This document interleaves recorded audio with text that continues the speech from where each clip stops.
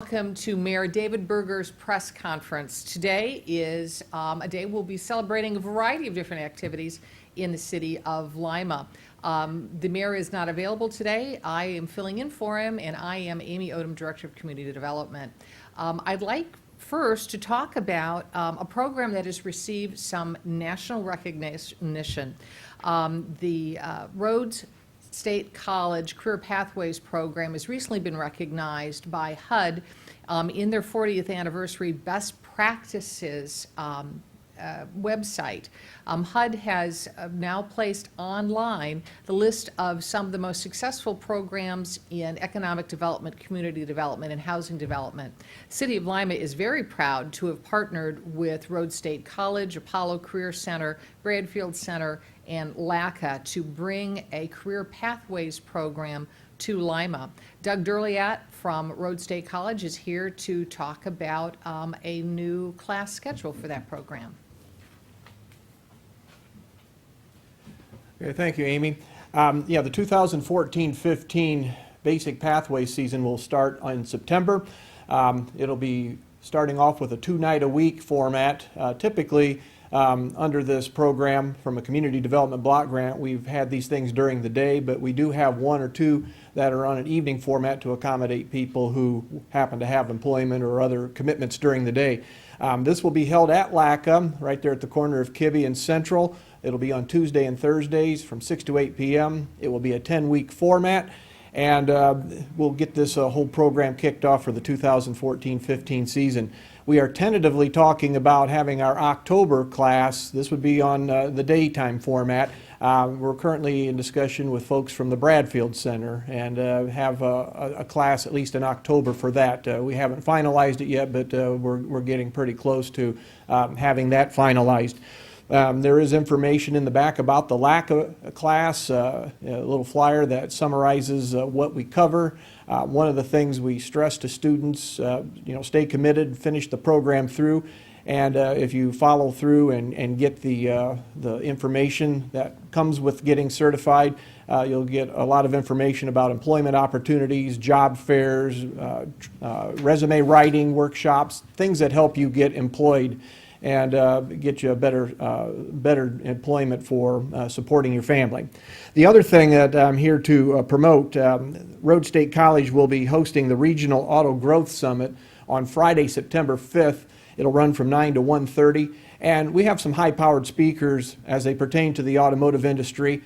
Leading it off, U.S. Senator Rob Portman. He is a member of the newly formed Senate Auto Task Force, and he'll be giving his perspective from the legislative front on what's going on that. And then a couple of people from the automotive world itself. Number one will be Bernard Swickey. He's from the Center of Automotive Research. I've seen a lot of his presentations before. Very comprehensive information on trends in the automotive world, not just domestic automakers, but foreign automakers, just where they're going, what are projected sales for the next several months, what are some of the trends, the types of cars and so forth, which look to be leaders in the sales in the automotive world. Just a very comprehensive report. The other gentleman who will be speaking is Bill Dirksen. He'll be giving a labor perspective. He's Vice President for Automotive Research, Vice President for Labor Relations with the Ford Motor Company. And as I understand, he has some Lima connections as well. And he'll be giving a labor perspective. While you're there at Rhodes State College, a couple of things to showcase. This event will be held at the new multipurpose room. It's the addition to Keys Hall, which had just recently been constructed. The program will be held there. And then after the program, you'll have lunch, and you also have the opportunity to visit some new labs and manufacturing training facilities that have been added to Rhodes State College in the last several months. A lot of high-tech things and programmable logic controls. We have an automated training facility with, as it pertains to maintenance training. A lot of other things that have been going on, and those attending will be able to view that and ask questions on what its purpose is and how it fits in with training manufacturing workers here in the Lima region. Thank you, Doug. What people in the Lima area often forget is that we truly are impacted by the automotive industry. You think of Ford, you think of Dana, but there are a lot of second-tier, third-tier suppliers that really makes Lima part of the entire I-75 network of auto suppliers and manufacturers. So we're very excited that the Auto Summit will be presented here in Lima. Next, I'd like to invite Scott Bland to the podium to talk about a more very, very local need and a very local activity that will hopefully benefit a family much in need. Thanks, Scott. Good morning. First and foremost, I wanted to thank Mayor for inviting me out just to kind of share with the community what is happening in my own personal life. On August the 5th, there was a fire, and it just so happened to be my sister and brother-in-law, and it was a total loss. Houses condemned, and all the toys, clothing, appliances, anything that you can imaginable that helps life to be livable has totally been lost. My brother-in-law is on disability. My sister actually has to stay home and take care of their little one. His name is Malik. He was born with a hole in his heart. Malik has had numerous surgeries. He's about 5 years old, and he's fed through a tube on both sides, and he's functioning just with one kidney.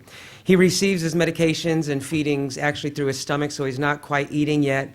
His tongue is tied, so he's going to have some surgery to cut that little piece under his tongue to be able to really talk as his years progress. And just the food that he is able to eat is having to be pureed, and so all of the blenders, everything was just lost. And I wanted to first, thank St. Rita's Hospital. They've been a tremendous blessing, really, in giving care and advice when it was needed. And as you can imagine, with this medical issue and then the total loss of a house can sometimes just flip your world upside down. And that's kind of where my sister is at. And on behalf of the family, I wanted to take time just to thank the Red Cross. The Red Cross has been a huge support in helping my sister and finding a place to live for 3 days and giving them a food stipend. And even the Lima Fire Department has gone out of their way just to be helpful and just give them and lead them in the direction that they needed to go. My sister did have insurance, but not as much insurance that they need to cover all of these expenses. So what I have done, through the help of some folks, I work down at the Old City Prime, not to plug it, but they're like, you need to do this, and maybe you should do this, and try to get some support from the community and that sort of deal. I set up a fund at Huntington Bank, and it's called Annette Nelson's Fire Fund. And if you are able in any way to contribute, to give a donation, simply go into any Huntington bank, that account is set up, and just say you wanted to contribute towards Annette Nelson's Fire Fund. All proceeds, all donations, contributions would actually go towards reestablishing them, getting them back on their feet, getting back the medical supplies, all the tubings and everything for their young one. And also I wanted to let the community know that I have set up an online account also that can be found at www.here2help.info. It is the number 2, so it's here, the number 2 help.info.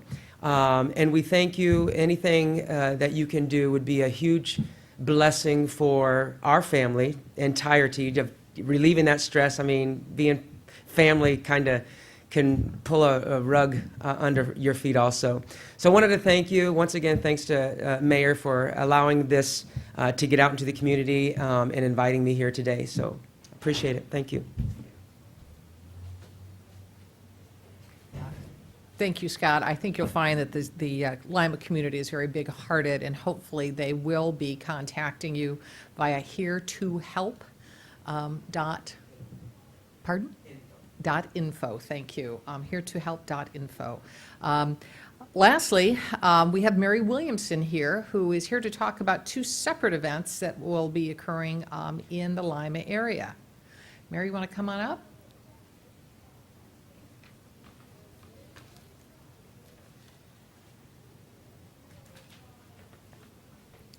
Good morning. I'm here to talk, as Amy stated, about 2 events. The first event is a reference to Bradfield Community Center. They are proposing on having a carnival Saturday, August the 23rd, 1 to 3 at Bradfield. And it's to, the event can be, well, I'm sorry, let me start again. I'm nervous. It's early in the morning for me. Good morning. I'm Mary Williamson. Bradfield Center is going to be hosting a carnival Saturday, August the 23rd from 1 to 3. It is for the after-school program, and there will be book bags, games, rides, food, fun, and there'll be a grand prize drawing, which will be all the children that are registered. Their parents will be able to get a free week for the after-school program. They have book bags that they'll be giving away with some school supplies. As I stated, the winner will receive a second week of free registered after school for one child. Any parent with more than one child paid would be permitted to submit their name accordingly, but only 1 week of free service will be awarded. So we are asking all parents to come out, register their children for the back to school, after school program, and get school supplies for the back to school carnival. This is a fun family event. We will have games, photo booth, a kissing booth, but not the way you think. It's going to be candy kisses in a jar, and whoever counts and gets the right number wins that jar of candy. We have ring toss, face painting, cake walk, and then again the registration.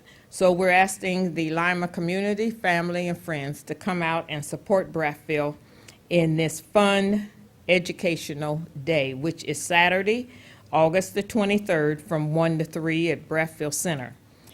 And my next announcement is an event that's being held in Lima. It's going to be with Nina Turner at Saturday, August the 23rd. That's going to be a big day at 6 p.m. at the UAW Hall.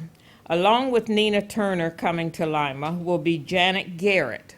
So we're asking everyone just to come out and ask questions, talk to them, get to know them, and hopefully I know you'll enjoy yourself because we have refreshments, and which is a dessert bar. So all kind of fat goodies are going to be out there.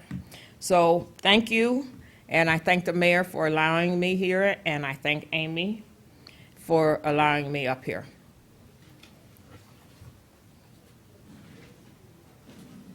It's hard to believe that we are getting ready for back to school, but getting registered with the Bradfield After School program through the Bradfield Carnival on the 23rd sounds like a great idea. There are many different back to school events actually that'll be occurring very soon, and hopefully you'll be able to learn more about them through the media, or hopefully those folks will be coming to this event, the mayor's press conference, to share more information. I'd like to thank today's speakers, and would like to again wish you all well on the behalf of Mayor David Berger. That concludes this week's mayor's press conference. Thank you.